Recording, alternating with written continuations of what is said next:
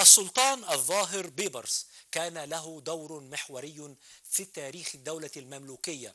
قائد عسكري بارع قضى على الحملات الصليبية، وشارك في وقف زحف المغول في عين جالوت، ووطد سلطة المماليك في مصر والشام، وأحيا الخلافة العباسية، وله إسهامات عمرانية في الخليل والقدس ومصر والشام.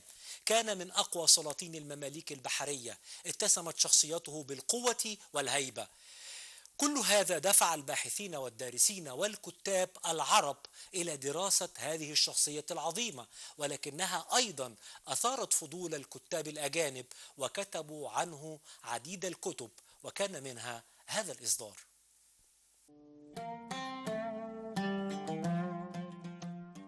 كتابنا اليوم: أسد مصر، السلطان الظاهر بيبرس والشرق الأدنى.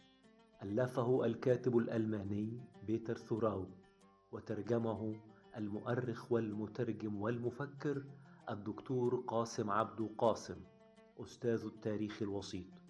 قدم هذا الكتاب دراسة تفصيلية مدهشة عن السلطان الظاهر بيبرس وعصره، وعن معاركه وعلاقاته الدبلوماسية، وعن التنظيمات الإدارية والقضائية التي أنجزها في حياته، وحكمه لمصر والشام الذي استمر 17 عاما، فضلا عن إنجازاته الأخرى التي وردت تفصيلا في صفحات الكتاب.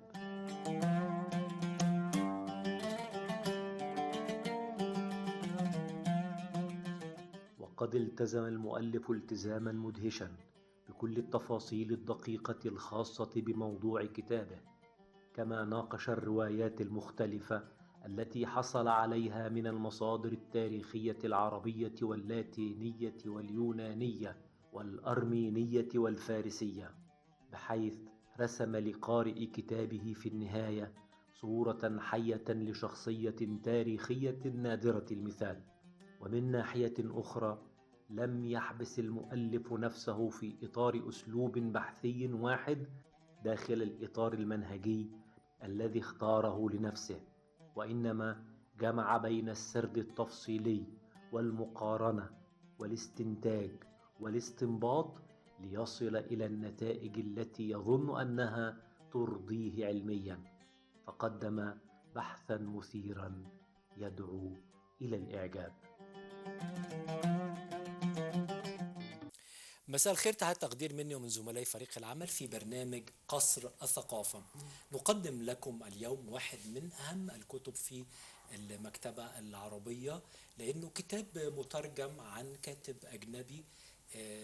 أذهلته شخصية الظاهر بيبرس، هذا البطل المصري المعروف الذي له أعمال في التاريخ الإسلامي لا يمكن أن ننساها حتى اليوم ولا الأجيال القادمة أيضا. كتاب أسد مصر، السلطان الظاهر بيبرس والشرق الأدنى، للمؤرخ الألماني بيتر ثوراو أو بيتر توراو، وترجمة الأستاذ الدكتور قاسم عبدو قاسم. يعرضه لنا الدكتور أحمد عبد الفتاح، عضو اتحاد المؤرخين العرب. دكتور أحمد، مساء الخير، وسعداء جدا بوجودك معنا النهارده. أهلا بحضرتك والسادة المشاهدين وكل أسرة البرنامج. آه، كتاب مهم جدا يا دكتور، ولكن قبل أن نتحدث عن هذا الكتاب، حدثني عن هذا المؤلف الألماني الذي اهتم بتاريخ الظاهر بيبرس. بدأ في خمسينيات القرن الماضي اهتمام الغرب الأوروبي بالشخصيات اللي كانت بتمثل شخصيات لها دور محوري في تاريخ المنطقة العربية. كان من أبرز هؤلاء كان السلطان الظاهر بيبرس. شغل الظاهر بيبرس فكر الغرب. كان ليه إسهامات كبيرة جدا في تحجيم الخطر المغولي، في الخطر الصليبي اللي كان موجود في بلاد الشام.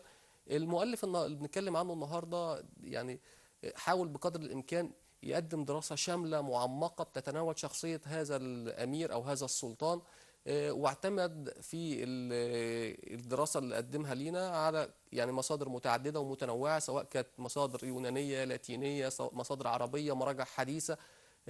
فلذلك هذه الدراسة تعتبر غاية في الأهمية.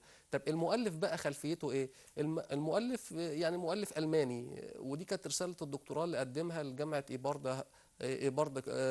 إيبهارد كارل في ألمانيا. هذه الدراسة كانت تحت إشراف كبار الأساتذة في ألمانيا في هذه الفترة. الكلام ده احنا بنتكلم برضو كان